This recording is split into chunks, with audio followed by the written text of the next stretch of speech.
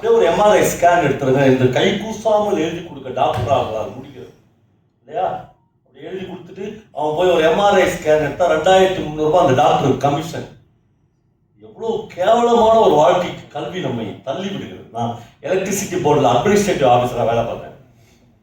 இந்த 23, 24 வயதில் இளம் பெண்கள் என் பொண்ணுங்க மாதிரி இருப்பான், அப்படி தேவதைகள் மாதிரி வந்து சுடிதார் போட்டு வந்து அசிஸ்டன்ட் இன்ஜினியர்ஸா பதவி ஏற்பாங்க. நானா எனக்கு தான் ஜாயினிங் ரிப்போர்ட் கொடுக்கும். ஒரு குழந்தை 24 வயதில் ஜாயினிங் ரிப்போர்ட் எழுதும் போது என்கிட்ட கேட்குது, சார் நம்ம ஆஃபீஸில் எப்படி சார் பழக்கம்னு கேட்குது. ரொம்ப கேஷுவல் டாக் அது. எனக்கு ஒன்றுமே புரியல, என்னம்மா கேட்குறேன்னு கேட்டேன். இல்லை சார் லஞ்சம் நீங்கள் வாங்கி கொடுத்துருவீங்களா இல்லை நாங்களே வாங்கிக்கலாமான்னு கேட்குது. சாயங்காலம் வாங்கி பிரித்து கொடுப்பேன். அட்மினிஸ்ட்ரேட்டர் ஆஃபீஸருடைய வேலை இது.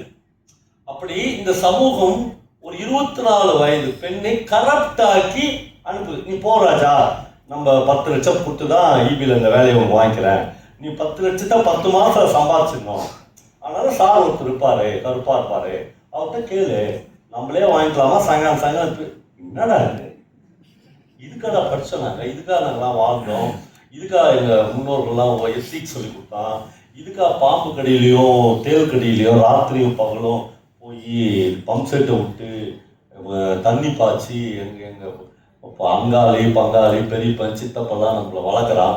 அவங்ககிட்ட போய் 10,000 கொடு 20,000 கொடுன்னு 24 வயசு 24 வயசுல ஒரு பொண்ணையை கரப்டாக இதுவா கல்வி? பேசாமல் இந்த பொண்ணு வந்து இந்த இதெல்லாம் வராமல் கடை வெட்டி நின்றுக்கலாமே, இந்த கரப்ஷன் எதுவுமே வராது. இப்போ கல்வி என்பது சக மனிதர்களை உயர்த்த வேண்டும் இல்லையா, ஒரு இன்சார்ஜும் உயர்த்தணும் இல்லையா? கல்வி என்பது ஒரு இன்னும் நாகரிகமான சமூகத்தை நோக்கி நம்மை மேலெடுத்து கொண்டு போக வேண்டும் இல்லையா? இதைத்தான் எழுத்தாளர்கள் மறுபடியும் சொல்லிக் கொண்டே இருக்கிறார். நான் இன்னைக்கு எனக்கு ரொம்ப கரெக்டா ஒரு 10 எழுத்தாளர்களை உங்களுக்கு அறிமுகப்படுத்தி விட வேண்டும் என்று ஆசைப்பட்டேன். ஆனால் நான் பயங்கர எமோஷனல் மூடில் இவ்வளோ அட்டன்டிவாக நீங்கள் இருக்கும்போது நான் அதை வந்து ஸ்கிப் ஆகிட்டேன். அது பரவாயில்லை.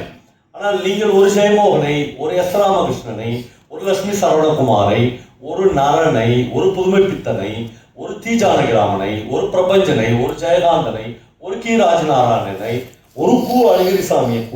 அழகிரிசாமிலாங்க இதில் எவ்வளோ பேர் தென் மாவட்டங்கள்லேருந்து வந்துருக்கீங்கன்னு தெரில. பல 100 முறை நான் சொல்லியிருப்பேன். கோவில்பட்டியிலேருந்து சாத்தூருக்கு போகிற வழி இருக்குத, நான் சொன்னல எந்த பெண் குழந்தைகளுக்கு பரிசு கொடுத்தாலும் நான் டிஸ்டர்ப் ஆகிடுறேன். அது மாதிரி சாத்தூர்லேருந்து கோவில்பட்டிக்கு எப்போ காரில் போனாலும், எப்போ ட்ரெயினில் போனாலும், எப்போ பஸ்ஸில் போனாலும் நான் கண்ணை மூடிக்குவேன். ஏன்னா எனக்கு இவர் கோவிலசாமி எழுதின திரிபுரம்னு ஒரு கதை ஞாபகம் வரும். இந்த கதையில் ஆந்திராவிலிருந்து பஞ்சம் பிழைப்பதற்காக ஒரு அம்மாவும் மகளும் நடந்து போவார்கள். 2 பேரும் பசி. ஒரு வெள்ளரி பிஞ்சு கூடையிலிருந்து ரோட்ல விழுந்துடுவோம். இந்த வெள்ளரி பிஞ்சை எடுக்கலாமா வேணாமா, எடுத்தா யாராவது தப்பா நினைச்சுக்குவாங்களா, யாராவது தப்பா நினைச்சுக்கனா அம்மா தப்பா நினைச்சுக்குவாங்களான்னு மகள் தப்பா நினைச்சுக்குவாங்களான்னு அம்மாவும் நினைப்பாங்க. நான் 2 பேரும் பசி உயிரை பிடுங்கும்.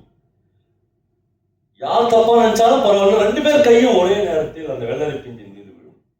நம்மளே அழகிரிசாமி அந்த இரவு வெறும் 10 ரூபாய்க்காக ஒரு ஹோட்டலில் வேலை செய்து வருகிற ஒரு சர்வர் பையனிடம் அம்மா ஒரு இருட்டில் ஒதுங்கி 10 ரூபாயை கையில் எடுத்துக்கொண்டு வந்து சாப்பிட போலாம் மகளே என்று தன்னுடைய மகளை அழைப்பாள்.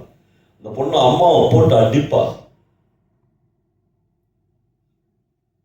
அடிக்கிறது வந்து 10 ரூபாய்க்காக இப்படி சோரம் போயிட்டேடி, நீலாம் எனக்கு என்ன அம்மா, 10 ரூபாய்க்காக நீயா போன, என்ன அனுப்பி வைக்க வேண்டியதானே என்று அந்த பொண்ணு அடித்துக் கொண்டு அழுவாள். இவ்வளவு ஒரு துயரம் மிக்க சமூகத்திலிருந்து தான் நாம் வந்திருக்கிறோம்.